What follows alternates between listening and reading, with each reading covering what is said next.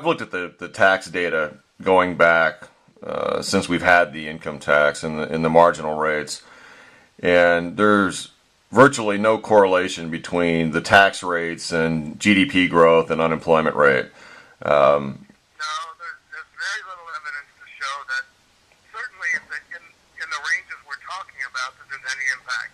I think CBO said that you're talking about 1/10 of 1% potential impact on employment if you extend the Bush tax cut just to 250 and not above, and a minimal fractional of a percent of GDP. So you're right. There's very little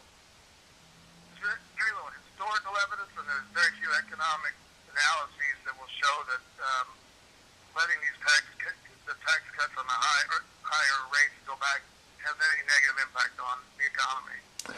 Well, given that fact, and I got really into it. I ran the correlation coefficients and everything else, and given the fact that there really is no relationship. I mean, I looked at what happened after Bill Clinton raised the rates, and actually the economy got better. You're right, exactly. But do Democrats, or do you think that Democrats risk losing that argument if they give in to the debate over race?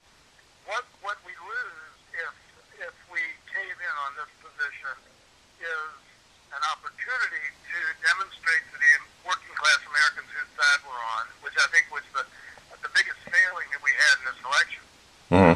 because of a number of I guess compromises or capitulations on things. The working American families did not understand whose side that we were on, and taxes are one way where you can clearly demonstrate that. So I think, is there a cost to us by going ahead with what the Republicans want to do on this? Probably not a cost, but it's a lost opportunity. Regarding the estate tax, dividends, are those still on the table, or?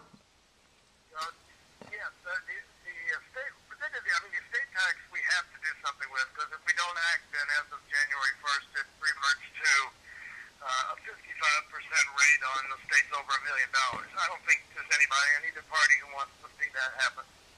So my guess is that we in the House will end up doing what the Senate comes up with. I think there is considerable sentiment over there to do exempt the first $5 million of an estate per individual, $10 million per couple, and then have a 35% rate over that. That wouldn't be what we would do if we were acting on our own. I think we would go back to the 209 law, which is $3.5 million exemption per individual, $7 million per couple, and a 45% rate over that. But I think that those are the parameters of what we'll end up doing, somewhere between those two positions. Well, dividends and capital gains, I really don't think there's much interest in changing the treatment of those at this point. Okay,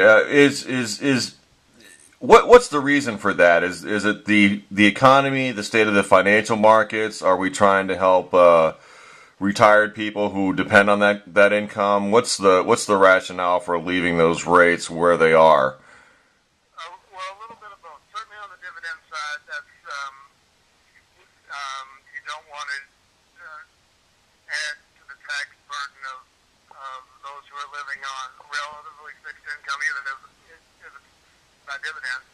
And on the capital gains side, raising the capital gains tax at this point would serve as somewhat of a disincentive for investment, which is the wrong direction to go when we're still